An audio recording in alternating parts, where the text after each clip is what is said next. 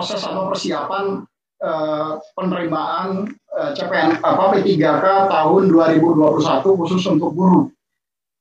Di dalam beberapa kali rapat pertemuan yang dikoordinasikan oleh teman-teman di Kementerian Pan-RB, ada pembagian tugas yang sudah sangat jelas antara Pan-RB, BKN, dan teman-teman di Kementerian Pendidikan dan Kebudayaan.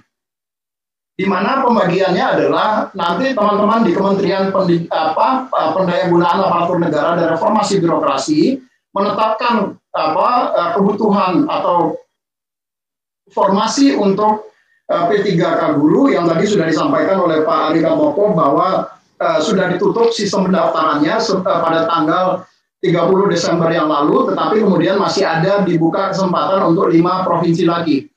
Nah, nanti setelah formasinya ditetapkan oleh teman-teman di Kementerian Pan-RB, maka formasi itu kemudian disampaikan kepada BKN. Dan kami nanti disampaikan ke BKN melalui sistem juga. Nah, nanti kami akan memasukkan di dalam sistem yang namanya Sistem Seleksi Calon Aparatur Sipil Negara khusus untuk P3K, pegawai pemerintah dengan perjanjian kerja. Nah, sistem inilah nanti yang akan digunakan untuk calon P3K yang 1 juta orang guru ini melakukan pendaftaran. Nah, di dalam pendaftarannya, kalau kami boleh sedikit agak detailkan, jadi pendaftaran akan dilakukan melalui sistem SSCASN P3K. Nanti masing-masing P3K akan membuat akun di sana dan mereka kemudian mendaftar. Mendaftar sekaligus termasuk melakukan pencetakan kartu peserta ujian. Nah, dari kartu peserta ujian inilah yang kemudian nanti dijadikan sebagai dasar pada saat mereka mengikuti seleksi yang nanti akan diselenggarakan. Proses seleksinya di dalam pembagian kewenangan kemarin berdasarkan sistem UNBK, Ujian Nasional Berbasis Komputer, yang dikoordinasikan oleh teman-teman di Kementerian Dikbud. Nah, di dalam pendaftaran ada karena P3K yang 1 juta orang guru ini itu datanya berbasiskan kepada data peserta yang didorong adalah peserta yang dia terdaftar di data Dapodik. Kemudian yang lulus PPG yang datanya juga ada di Dapodik, dan data tenaga K2 yang ada di Badan Kepegawaian Negara atau sisa tenaga K2 yang ada di Pegawai Negara.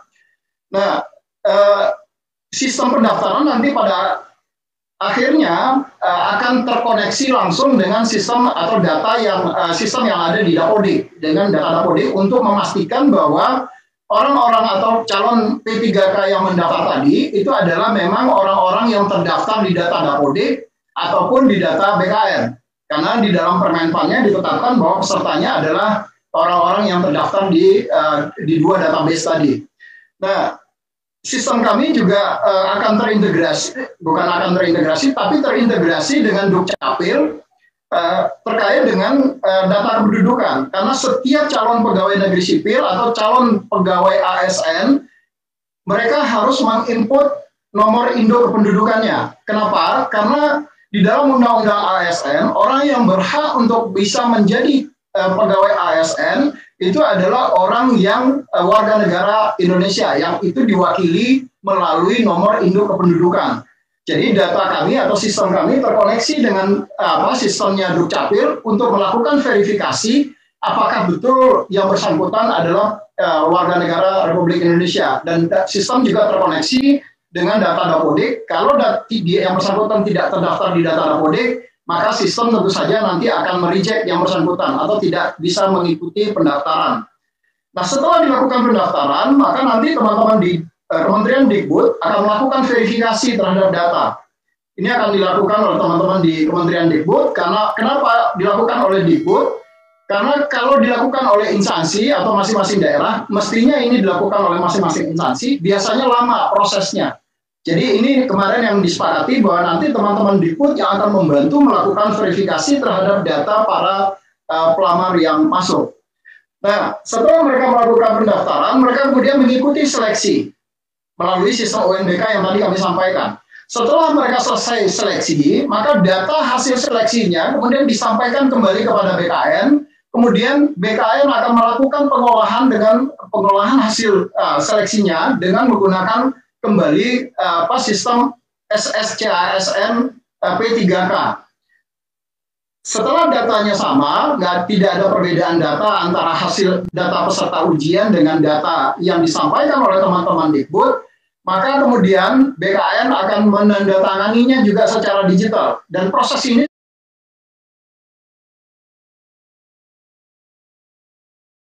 sudah kami lakukan, baik untuk diseleksi CPNS 2018 ataupun CPNS 2019, kami tidak ada lagi proses penyampaian dokumen itu secara manual, tetapi penyampaian dokumen dilakukan semua secara digital atau secara online.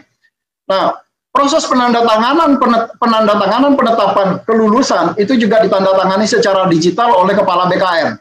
Nah, begitu mereka nanti hasilnya ditandatangani oleh Kepala BKN secara digital, maka masing-masing instansi itu dapat mendownload datanya, data kelulusan, kemudian mengumumkan hasil kelulusan dari seleksi ini. Nah, setelah mereka lulus seleksi dan diumumkan oleh masing-masing instansi, maka baru kemudian dilakukan penetapan nomor induk P3K-nya atau NIP P3K-nya melalui sistem juga. Jadi nanti mereka akan melakukan pendaftaran melalui P3K, sistem SSCN, kemudian datanya dialirkan atau menggunakan web service melalui sistem informasi aparatur sipil negara. Jadi semua proses yang dilakukan di BKN itu sudah melalui sistem semua, jadi kami tidak lagi ada menerima dokumen dalam bentuk berkas dan hard copy yang disampaikan kepada BKN. Nah, di dalam proses penetapan hasil, pengelolaan dan penetapan hasil, ada seperti yang tadi kami ceritakan, semua prosesnya dilakukan by system, tidak lagi dilakukan secara manual. Sehingga proses perhitungannya pun dilakukan secara transparan. Jadi tidak ada kemudian ada intervensi orang yang berpotensi bisa merubah nilai dan segala macam. Karena kalau terjadi ada perubahan nilai, maka akan tercatat di dalam log activity di dalam sistem kami. Apakah itu di dalam sistem SSCASN ataupun di dalam sistem informasi aparatur sipil negara terkait dengan NIP yang sudah ditetapkan. Nah, ke depan kami juga di dalam rangka percepatan ini, tahun ini sebetulnya tahun akhir 2020 kemarin kami sudah menyiapkan bahwa masing-masing instansi kemudian bisa melakukan pencetakan SK-nya juga by system dengan menggunakan tanda tangan elektronik. Nah, dengan demikian nanti ke depan proses penetapan NIP tadi itu akan jauh bisa lebih cepat dibandingkan sekarang. Karena sekarang itu selain ada proses keterlambatan, karena instansi harus menginput data dari masing-masing calon P3K tadi ke dalam sistem SAPK, dari situ kemudian baru dilakukan verifikasi oleh BKN apakah terjadi berkasnya sudah lengkap atau tidak lengkap. Kalau sudah lengkap kemudian ditetapkan pertimbangan teknis nomor induk P3K-nya, kalau tidak lengkap kemudian dikembalikan dokumen-dokumen tadi yang disampaikan juga by system. Nah, itu kira-kira terkait dengan persiapan atau proses seleksi P3K calon P3K guru sebanyak untuk 1 juta guru, atau tadi sudah disampaikan oleh Pak Ari Katmoko, jumlahnya lebih kurang yang sekarang baru mendaftar itu sebanyak 489.664 formasi yang akan diikuti melalui 407 instansi. Nah, mungkin untuk sementara demikian Pak Ketua yang dapat kami laporkan terkait dengan progres yang sudah dilakukan di dalam penetapan NIP P3K dan rencana ke depan terkait dengan persiapan pelaksanaan seleksi P3K sebanyak 1 juta orang guru. Demikian, terima kasih. Assalamualaikum warahmatullahi wabarakatuh. Waalaikumsalam. Terima kasih Pak Suherman atas penjelasannya. Catatan kami dari penjelasan ini yang pertama, berarti apa yang menjadi keputusan dalam RDP tanggal 24 November tahun 2020 yang lalu belum terpenuhi karena baru ter-SK 863 SK P3K.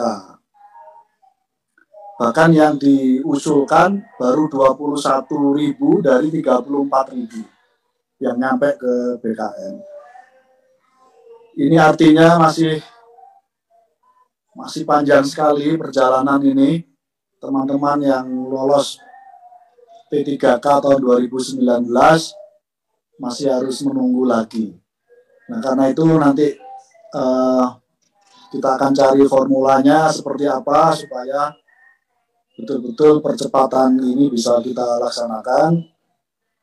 Mumpung juga sekali lagi agenda pasti akan mumpuk ketika seleksi 1 juta ini sedang dilaksanakan, sementara 34.000 dari target bulan Desember belum bisa terpenuhi. Terima kasih Pak Suharmen, nanti akan jadi bahan diskusi kita.